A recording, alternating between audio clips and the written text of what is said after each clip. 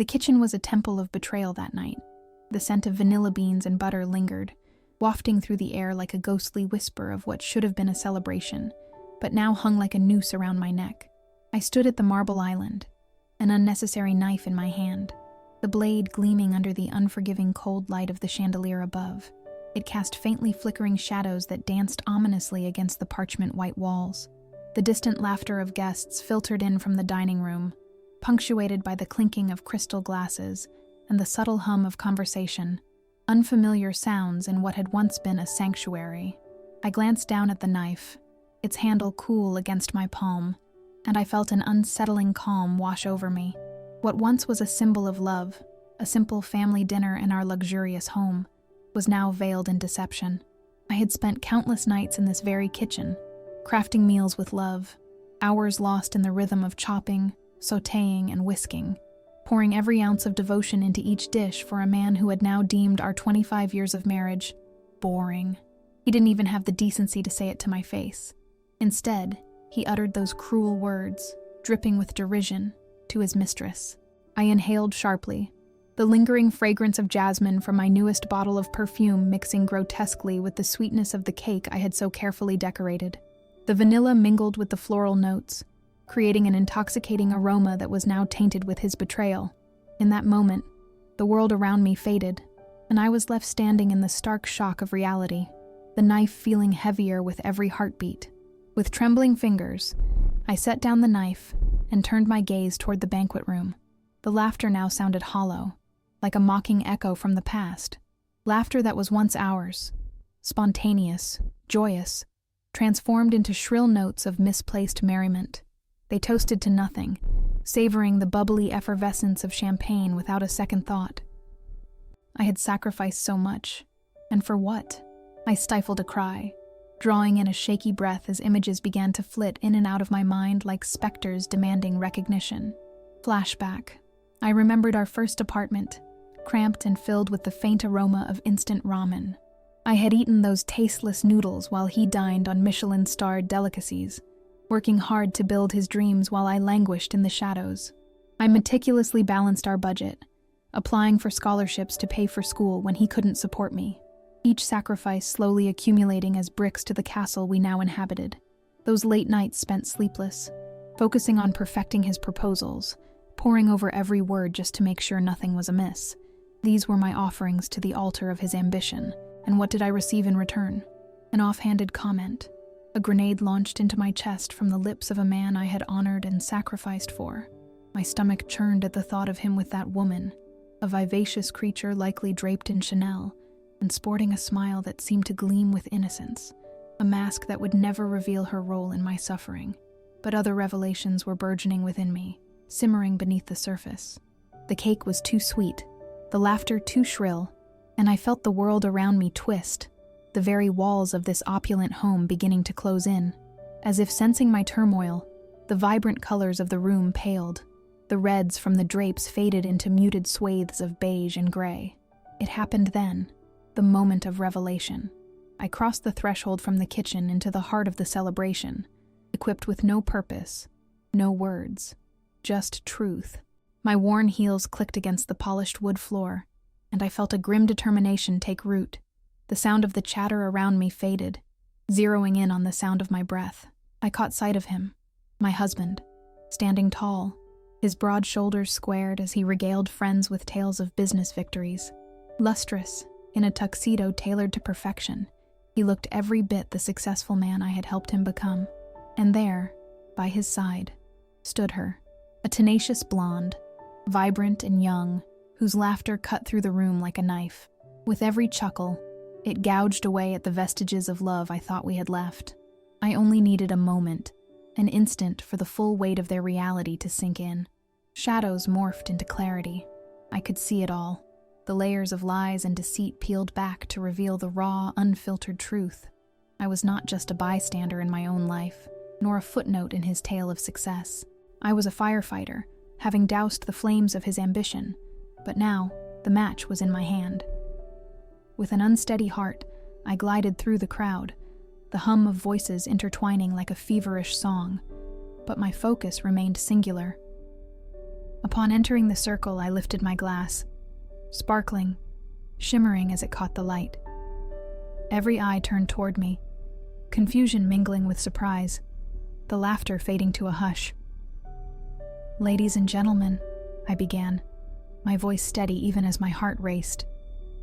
"I stand before you today as a testament to resilience, love, and sacrifices unthanked. For 25 years, I have been the pulse in this relationship, a caregiver, a supporter, and in the most tragic of turns, an unrecognized wife." There were gasps and murmurs, and then a giddying sense of power surged through me. Confusion flickered across my husband's face, fleeting but visceral. "What are you doing?" he mouthed, but I pressed on, unfurling the truth in delicate shards that cut deeper than any knife. "They say marriage is a partnership built on mutual respect," I enunciated deliberately, each word a dagger aimed at his heart. "But respect feels like a fleeting dream when you're told you are boring, when you've dedicated your life only to realize you've been replaced by a superficial mistress."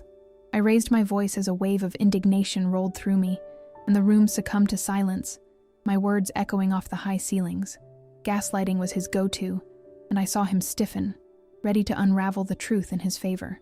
"You're overreacting," he attempted, forcing a laugh that sounded brittle, desperate. "You're being hysterical," he added, the words hitting me with the weight of 1,000 blades. It was an attempt to dismiss me like a bothersome child, but I smiled, a smile of stark defiance, of prepared vengeance. "Let me remind you," I continued, my voice rising above the din, "that the true folly lies not in me, but in having confused kindness with weakness. You mistook my silent battles for indifference, and for that, I hold all the power." As I spoke, adrenaline coursed through my veins with each word, igniting a blazing fire of rebellion in place of my former serenity. All the years of sacrifice distilled into this singular moment, the air dense with stories unsaid, secrets buried beneath our feigned affection, the reality of my life's narrative now exposed for all to see. If only I could have captured his expression, the flickering realization of my resolve. His bravado began to unravel, and I felt a heady rush of vindication. The laughter that surrounded him felt like shards of glass, beautiful, yet dangerously sharp. "Do you know what's truly boring?" I pressed on, emboldened by the collective attention. "Being invisible, being reduced to mere wallpaper in your beautiful, gilded home.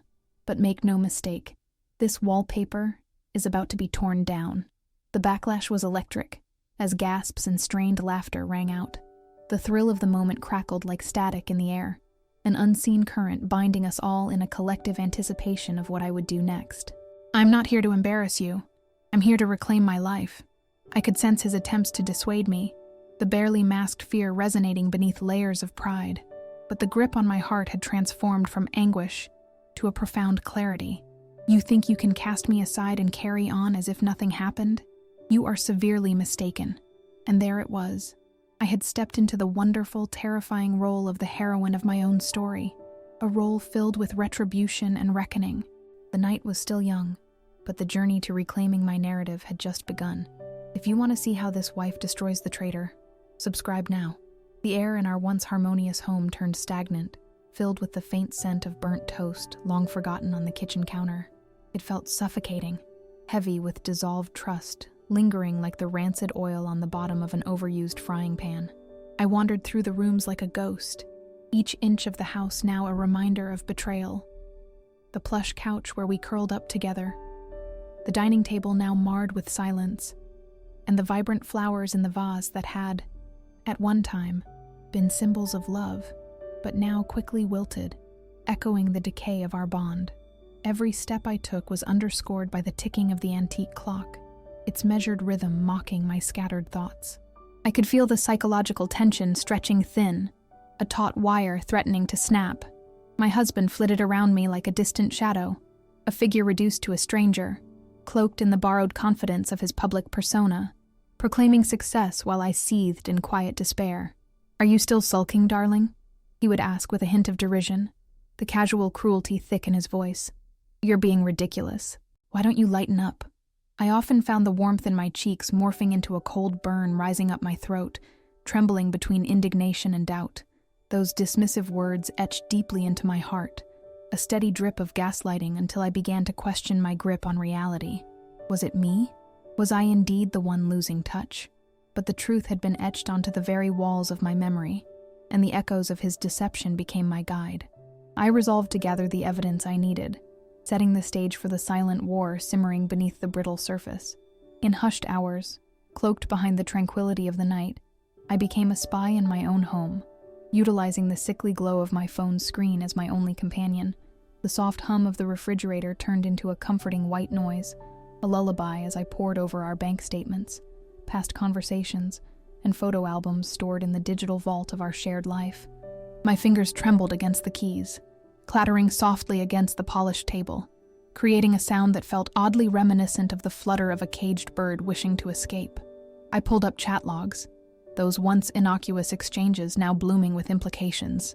Comments once dismissed as mere flirtations morphed into blatant emotional infidelities, and I felt the walls close in as I uncovered text after text, revealing the insidious nature of his double life. Sweet nothings exchanged like currency, sparkling emojis painting an idyllic picture that had no place in our reality. With rising determination, I began to meticulously screenshot the conversations, preserving moments that would soon turn into the foundation for my plans. Each digital note became my arsenal. Each revelation empowered me with the strength I thought I had lost.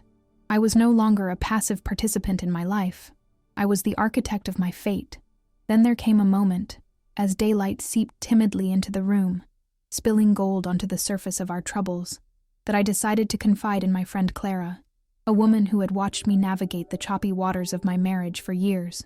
Her laughter was like sunlight breaking through the clouds, a reminder of brighter days that danced on the edges of despair. When she arrived, the fragrance of her lavender perfume filled the air, mixing with the stale scent of my shattered dreams. "You don't have to shoulder this burden alone," she whispered gently, concern creeping into her voice, as she settled into my kitchen surrounded by the remnants of my chaotic reality. The light bounced off the marble, creating an ethereal glow, yet I felt trapped within the prison of my thoughts.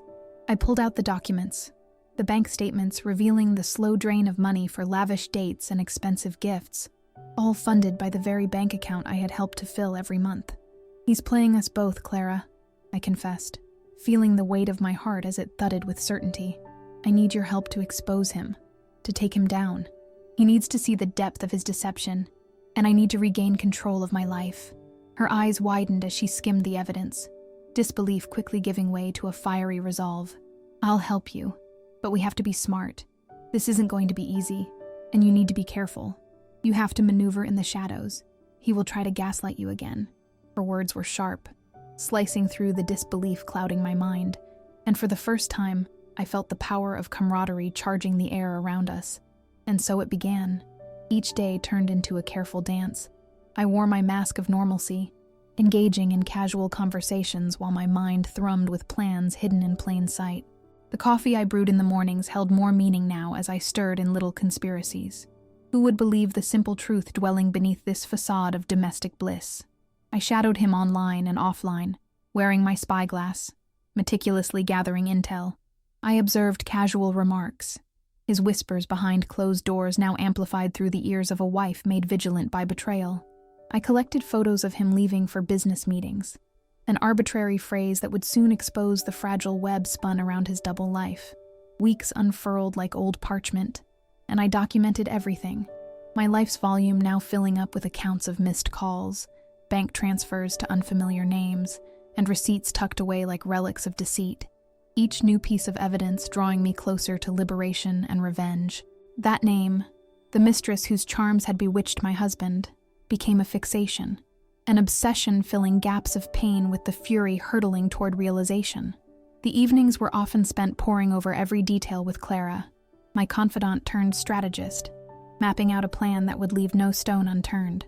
We dug deeper, fueled by righteous indignation, seeping into the very marrow of my bones. The kitchen transformed from a solemn place of betrayal into a war room suffused with determination, scented with the intertwining aromas of coffee and our silent fury. "Look at this," I said one afternoon, the feel of my fingertips gliding over the glossy printouts of receipts I had found. "This is the third time he's taken her to Café Delights, my favorite spot. It's like he's mocking me. But why do you let him believe you're losing your grip? Clara responded, her brows stitching together in fierce disapproval. You have the power here, and it's time you remind him of that. Those words reverberated through me, igniting embers of clarity hidden beneath layers of anger.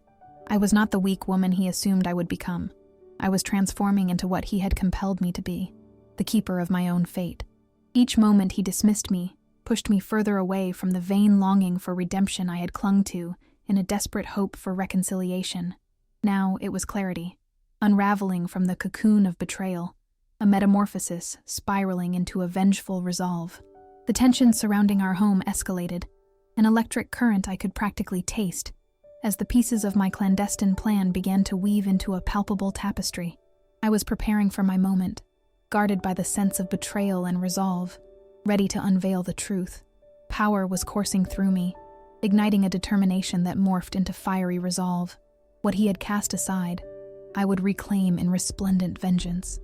With Clara by my side, the reckoning awaited just around the corner, cloaked in the tranquility of unsuspecting life, ready to explode like a firework bursting through the stillness of night. Soon he would learn that the woman he deemed boring had become a tempest fueled by revenge. The day of the event dawned, cloaked in deceptive tranquility. The sun bathed everything in a warm glow, illuminating the elegant marquee draped across the backyard, an ostentatious display that held the promise of celebration. I had organized a grand birthday party for my husband, a grand soiree that would make him feel like the king he believed himself to be. Every detail was meticulously planned, from the gold-embroidered invitations to the opulent finger foods that exuded wealth beneath silver cloches. The air bristled with anticipation, laden with the vibrant scent of blooming magnolias, sweet and intoxicating, blending seamlessly with the nostalgia of warm-baked pastries filling every corner of the tent. Guests filled the space, laughter mingling with the upbeat sound of live jazz that cropped up conspicuously in the corner. The clinking of glasses reverberated like distant church bells, their melodious sound cascading into the garden, interspersed with enthusiastic chatter that spun together an illusion of harmony. I stood at the center of it all, poised and composed, faking that perfect smile while the insatiable storm of excitement roiled within me, ready to erupt. The table adorned with ornate flower arrangements fluttered in the gentle breeze, each petal glistening under strings of fairy lights and lanterns hanging overhead. Everything whispered luxury, embellished gowns, satin ties, and the air of entitlement wafting through the crowd. I had spun a web of elegance, all so he could feel adored, while luring him deeper into the trap I had set. "Darling, you're simply radiant today," he said, his eyes gleaming mischievously as he leaned in to kiss my cheek. The cologne he wore was a heady scent, a mix of cedarwood and musk that had once enchanted me, but now grated against the fabric of my patience.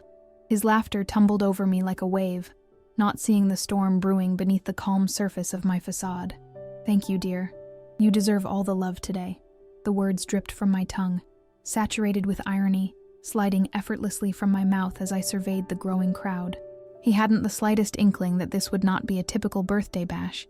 This was an execution to be celebrated under the guise of love.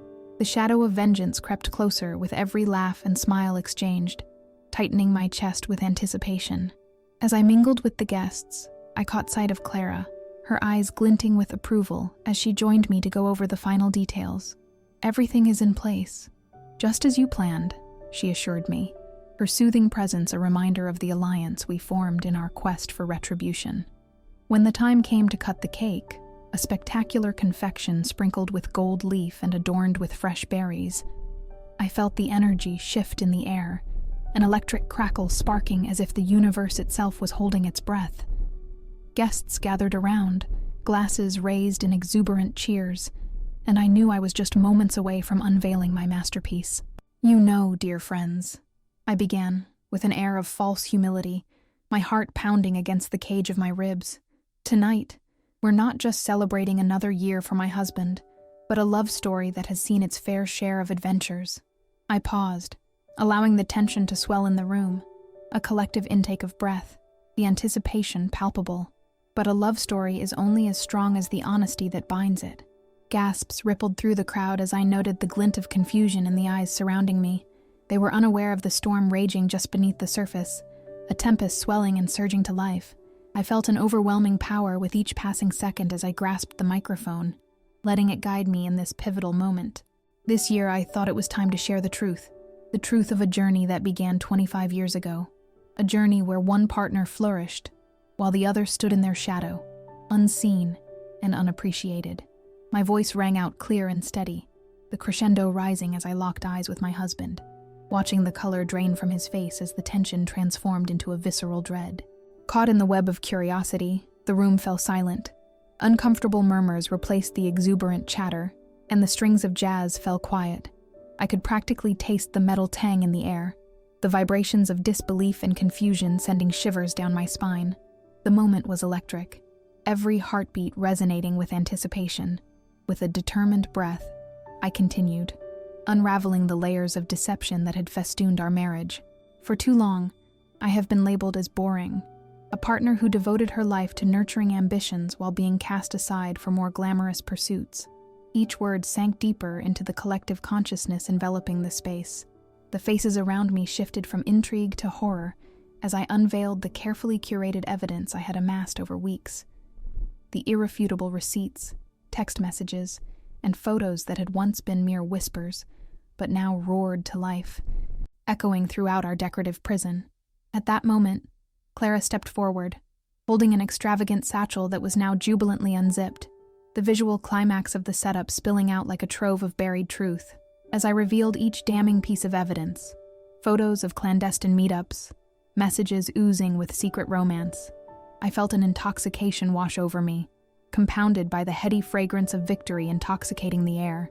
Gasps morphed into horrified whispers that fluttered through the crowded tent, twisting into an undercurrent of incredulous disbelief.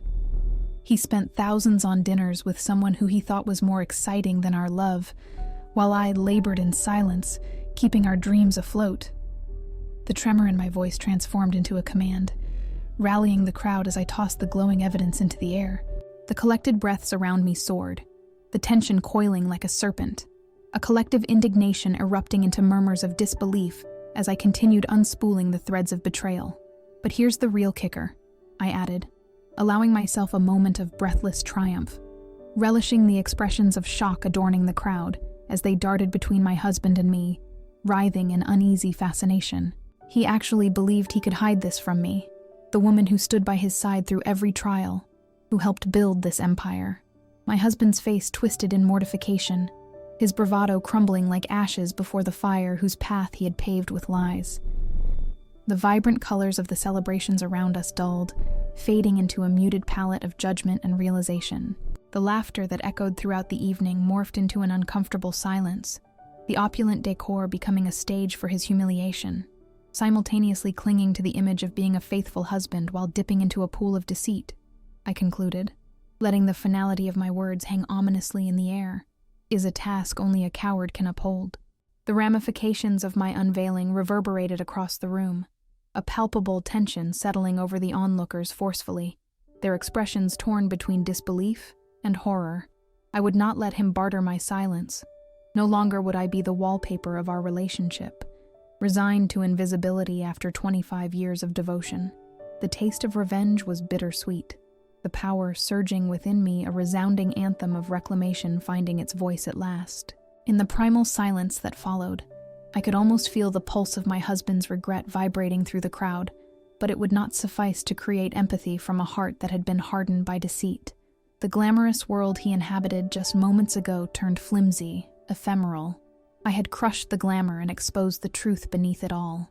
He attempted to muster responses, but all that emerged were incoherent stutters as the dam of his carefully curated world crumbled to ash around him. It was glorious to watch as the facade shattered, revealing the raw, ugly truth of a man caught in the grip of his own making. With Clara's presence beside me, I knew I had tipped the scales, having orchestrated a performance that transcended humiliation into retribution. Victory tasted tangy on my tongue as I relished the power reflecting off the horrified faces witnessing the downfall of an ambitious man turning into a crumbling husk, stripped of illusion, exposed for who he truly was. "Would you have waited this long?"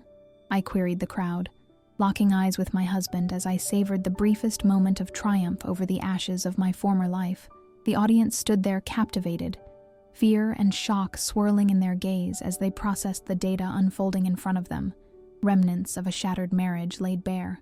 The months that followed were a blur of transformations and ramifications, a world spinning on its axis, the dust settling in unpredictable patterns. As the vibrant colors of that electrifying evening faded into muted memories, reality shifted dramatically, echoing in the corridors of my life like the haunting refrain of a song long forgotten. 6 months passed since I had publicly unveiled my husband's treachery. The initial fallout had ricocheted through our circle, rippling outward until the very fabric of our lives distorted and finally unraveled. I found myself at the epicenter of a narrative that morphed from tragedy to triumph, a drastic metamorphosis catalyzed by my fierce reclamation of self. Yet, as I basked in the glow of my own resurgence, the bitter aftermath did not elude my grasp. The sight of my ex-husband looming over those downtrodden days, his sharp edges dulled to an almost unrecognizable softness, flickered through my mind.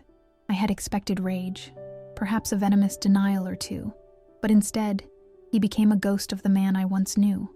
When we crossed paths at the court hearings, the quiet storms echoing through the hallways of that sterile building, he appeared diminished, a specter clad in ill-fitting suits that hung off him like a second-rate costume. No longer did he exude that brazen bravado, but rather a visible deflation, as if the air had been hollowed from within him. The driving force behind his success, the persona I had helped craft, crumpled into a fragile facade. At the hearings, the scent of desperation reeked around him, mingling grotesquely with the bleached antiseptic smell of the hallway. He'd been summoned not as a businessman, but as an unremarkable defendant, seated across from me with an air of defeat that settled between us, a reminder of the public humiliations and his grand miscalculations. Every hushed whisper from the attorneys echoed a symphony of his decline, transforming where I once felt resentment into a twisted sort of pity. Did you think it would all just disappear? I found myself thinking, contempt mingling with nostalgia like an old friend I had long since disowned. The once boisterous man who deemed our marriage unworthy of respect had been forcibly reduced to lamentation, a tone soft and tethered, barely escaping his lips when a fire ignited momentarily in his dwindling spirit. As layers of betrayal continued to peel, I discovered a rhythm in my own rise, building sturdy scaffolding from the ashes of the once glimmering partnership. Freedom had ignited a warmth within me, a kindred fire emboldened by strength that no longer knew submission. Each day infused, breathed life into opportunities I had once believed far outside my reach. With a keen eye and tenacity sharpened by relentless determination, I rebranded my passion for culinary arts into a burgeoning business, the Rebirth Kitchen. The scent of slow-roasted tomatoes mingled with fresh basil and cracked black pepper became my signature, filling the air of my newly opened cafe, a cozy haven tucked into a vibrant corner of the city bustling with laughter and joy. Fluffy croissants, dappled with golden crumbs and suffused with rich almond paste, lined the glass counter alongside tarts bursting with fruit, nectarines, blueberries, and kiwis, creating a kaleidoscope of color that danced beneath the gentle glow of Edison bulbs hanging overhead. The blend of the intoxicating aroma from the oven and sizzling pans created a euphoric symphony, welcoming patrons as they wandered in, delighted to inhale the essence of warmth. Once cast aside like a fixture of domesticity, I now relished my newfound identity, basking in the admiration of fulfilling dreams I had long shelved. On the flanks of the cafe, laughter spilled from sun-soaked tables filled with friends and families, revitalizing my spirit in a way I had not anticipated. The rush of espresso machines, sizzling eggs, and cheerful chatter surrounded me like the embrace of a well-worn blanket, a potent reminder of how far I had come, far from being invisible. Meanwhile, my ex-husband seemed eternally stuck in the past, horizons unreachable. News trickled in, whispers shared over coffee cups by mutual acquaintances shrouded in the veneer of caution. He had burned through his savings like a moth to a flame, clinging to the memory of my brilliance as if it were a lifeline thrown into tempestuous waters. His mistress, the sparkly specter who had once consumed his attention, fled under cover of darkness once financial realities crept in, and his lavish lifestyle dwindled to bare essentials. Dirty laundry, however, was soaked in the echoes of our past, and I pitied her plight only marginally. The rumors spoke of her hollow laughter, now quieted amidst mounting debts and diminished glamour. With the thrills of affluence dissipating, she evaporated like mist under the fervent sun, fully aware of the frailty of the facade he once nurtured zealously. Their escapade had withered, revealing a crumbling empire built on betrayal and fragile promises. Reflecting on our life, I held steadfast to lessons learned. Even though bitter, the taste was no longer acrid but a testament to growth. I tossed aside notions of harboring resentment, recognizing their fleeting grip upon me. Good riddance, I smirked softly to myself, patching the last details on the cafe menu as the scent of fresh bread wafted through the open kitchen.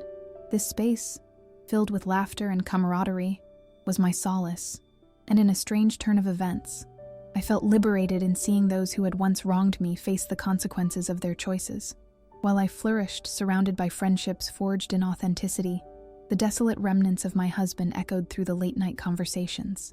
His fate became an artifact of amateur psychology. Provocations from guilt-fueled company made themselves known in bars where he drowned himself in whiskey-marinated regrets, soul-searching yet lost in a haze where morality still lingered omnipresent. 6 months later, and he's right back to where it all began, Clara remarked one evening, as we savored delicate pastries dressed in chocolate glaze. It became our tradition, the soft glow of the cafe casting shadows through our laughter, forming a cocoon around us where the world ceased to matter. Serving tables at some no-name restaurant, trying to balance debts while regretting past choices. And there it was, a confirmation of my transformation, no longer tied to what had been woven so carefully between the walls of betrayal. Respect blossomed where once there had been ruin. As the cafe enveloped me in warmth, the tantalizing blend of espresso and wistfulness filled the spaces around me. I understood my narrative had shifted irrevocably. Remnants of my past clung to the fringes, but no longer defined my existence. The scars of betrayal morphed into badges of resilience, guiding my journey onward. I laughed warmly, sharing jokes with patrons who returned day after day, forming bonds amid the rising steam of caffeinated bliss. They became the family I had longed for, a tapestry intertwined with community and support, and I cherished them dearly. Yet, in those quiet moments, an insatiable itch persisted, curiosity igniting my imagination further. What if there were more convoluted stories on the horizon? More chaos to weave into this beautifully rich fabric of reinvention and revenge that thrilled me so deeply? Next week, I hear there's a fascinating story about a local artist who faked her own kidnapping. Clara grinned, dangling the tantalizing thread before me. I mean, surely you cannot miss that, right? Embracing the heat from the oven, I sought the next adventure layered within the unforeseen paths of life. The sweetness of my cafe mingled with the dizzying possibilities of unfolding stories waiting just within reach. A heartbeat away from savory triumphs and the next tale of intrigue, this journey was far from finished. Having traversed the wilderness of betrayal and reclamation, I could only tease the taste of what was to come. Am I ready? Yes, I am. And as I prepared for the world ahead, the past swiftly intertwined with the future, I smiled, embracing the echoes of backward glances now merely shadows flickering in the vast space of possibility before me.